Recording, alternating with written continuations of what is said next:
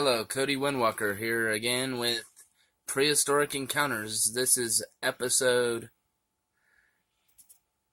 17. Russian dwarf hamsters, also known as Dzungarian dwarf hamsters, also known as striped dwarf hamsters, also known as Siberian dwarf hamsters. They have a lot of common names. Countries of origin: Kazakhstan, China, Russia, Mongolia, essentially up in those cold climate areas near Russia. An intermediate difficulty because they're a biter. I've had some rough experiences. This one is actually a rescue.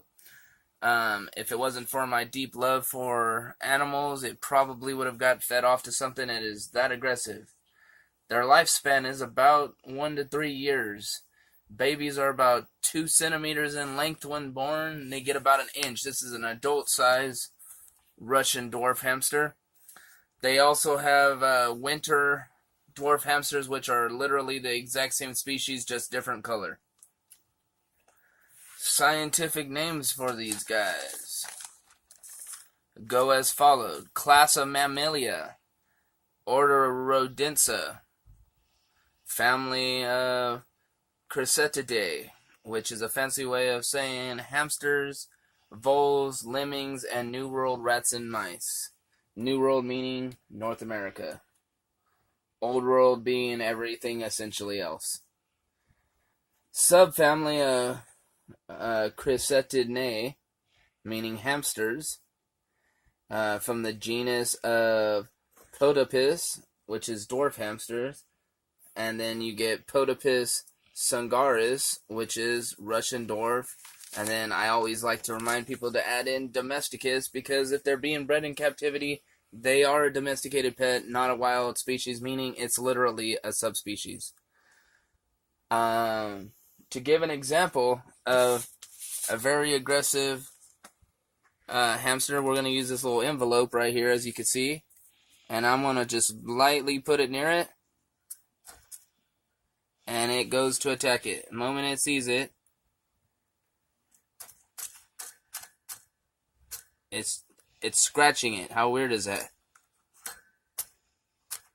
And this is what it does every time we try to feed it.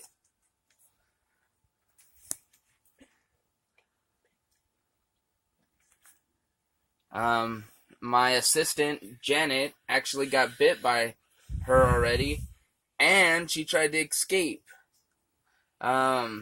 Now what this is caused by is I have a buddy, we will not use no names. It bit him once, and he stopped holding it. That is what makes an animal bitey. We're going to start doing a video of trying to re-domesticate it, because essentially this is a feral hamster now at this point. Very common. You'll essentially find them at any PetSmart or Petco. Heating, they need the temperature between 70 and 80 degrees. 60's getting cold, 90's is getting hot, so be careful, be mindful, and remember, it is better to keep them in a cold area. If you don't have air conditioning in the summer times and you get 100-degree temperature, you need to not get a hamster. They need 12 hours of sunlight. All animals need sunlight. Don't let some fool tell you otherwise. Substrate. Pine aspen is what I have in there, but also the paper fibers is also very good. I just first used the paper fiber, and it turns out that my Syrian hamsters really love it. They're omnivores. I'm actually going to be doing a video of my custom built diet specifically for hamsters, and one more specifically for dwarf hamsters. Shy, but semi-aggressive, so keep that in mind. Like I said, if you don't hold them on a regular, they do get bitey.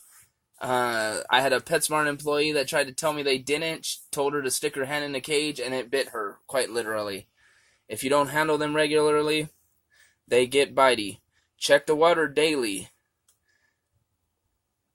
Their names, it's pretty self-explanatory. They come from the Russia region, so they're Russian dwarf hamsters. Pretty self-explanatory. This specific breed of hamsters and most dwarf hamsters breed like rabbits. Dwarf and robos both, not so much the Syrians. will run the equivalent of 4 human marathons a day. That's why you need to have a will in there wherever they are.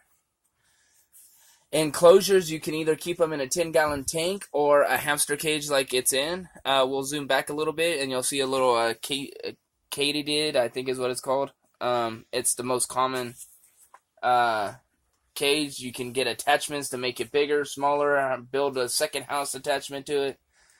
This specific Russian dwarf is actually